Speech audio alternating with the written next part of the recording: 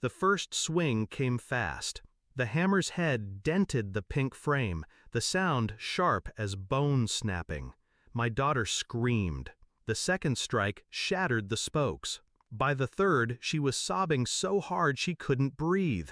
I stood still, calm, watching. My sister didn't stop until the bike was twisted metal. She dropped the hammer, chest heaving, then looked at me with a smile that wasn't a smile.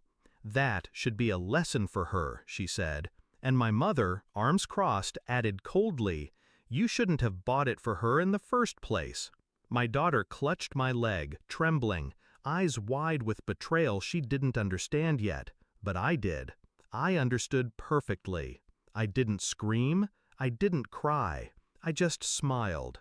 And then I said one sentence that drained the color from their faces. "You've just given me exactly what I needed." People think family protects you. I learned young that mine doesn't. My sister was always jealous of my grades, my job, my marriage. And my mother? She never hid her favoritism. My sister was her golden girl. I was the spare, the afterthought. I endured it. For years. Family dinners where every compliment slid toward her, every criticism landed on me. Birthdays where my gifts were mocked, my efforts ignored. But I let it pass.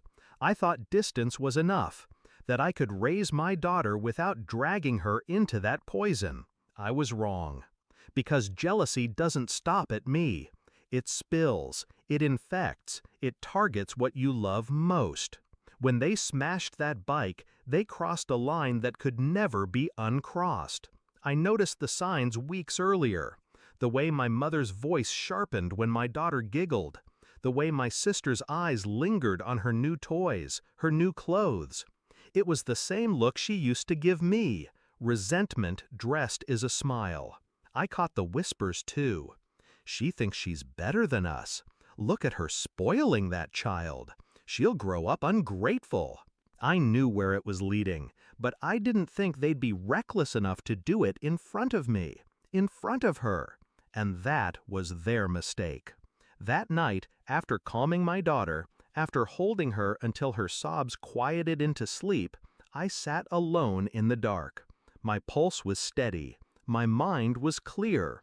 I wasn't going to yell. I wasn't going to fight them on their terms. No. I was going to dismantle them, piece by piece, the way they tried to dismantle her joy. I opened my laptop. Years of receipts, transfers, records, I had them all. My sister's unpaid loans, the ones I quietly covered. My mother's utilities and rent payments, the ones I made just to help. Every dollar, documented. Every message where they promised to pay me back. Every signature. Every date. I built a file so airtight it could suffocate them. The first move was financial. I stopped every transfer, closed every shared account, redirected every automatic payment. By the end of the week, my sister's phone was cut off, my mother's electricity bill overdue, and the car insurance they depended on me for, canceled. The second move was social.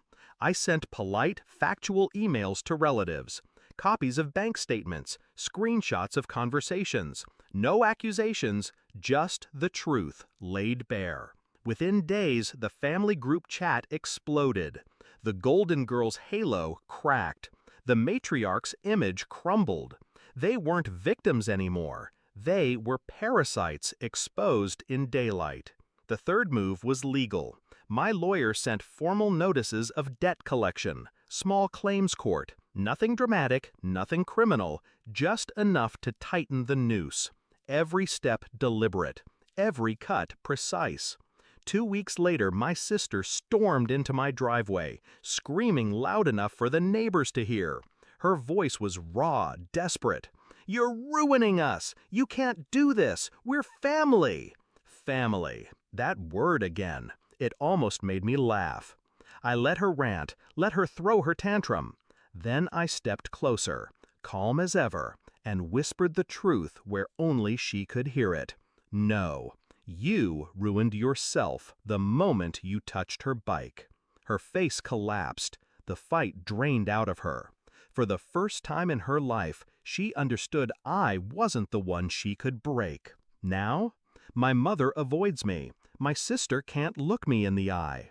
They whisper about betrayal, but they never use the word bike.